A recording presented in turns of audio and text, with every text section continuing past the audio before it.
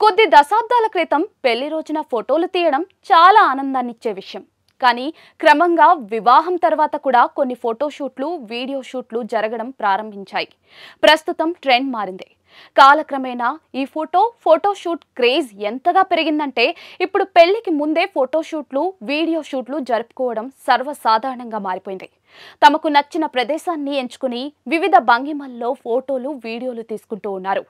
చాలా మంది కాబోయే జంటలు ఇంతకు ముందు ఎవరూ చేయని ఫోటోషూట్ చేసుకోవాలని కోరుకుంటూ ఉంటారు.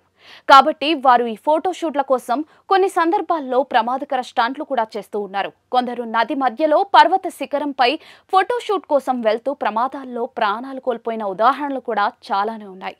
అయితే ఇదంతా ఇప్పుడెందుకు చెబుతున్నారని అనుకుంటున్నారు కదా. అసలు విషయంలోకి వెళితే అది ఏదైనా సరే పెళ్లికి ముందు ఫోటోషూట్ తప్పనిసరిగా మారింది. దాంతో చాలా మంది కొన్ని ప్రత్యేక ప్రదేశాలను ఎంచుకుంటారు. ముఖ్యంగా కాబోయే వధూవరులు ఎక్కువగా ఫోటోషూట్ కోసం బీచ్లకు వెళ్తూ ఉంటారు. అలాంటి వీడియో ఒకటి ఇప్పుడు వైరల్గా మారింది.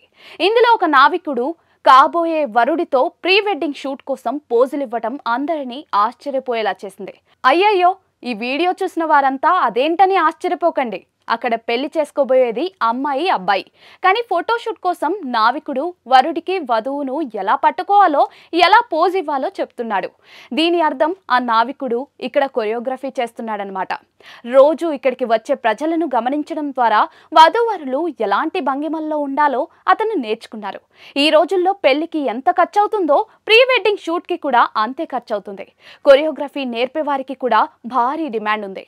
కానీ ఇక్కడ నావికుడు స్వయంగా శిక్షణ ఇస్తూ ఉన్నాడు. ప్రస్తుతం ఇందుకు సంబంధించిన వీడియో నెట్టింట వైరల్ గా మారింది. వైరల్ వీడియోలో నావికుడి కొరియోగ్రఫీ చూసి ప్రజలు షాక్ అవుతున్నారు.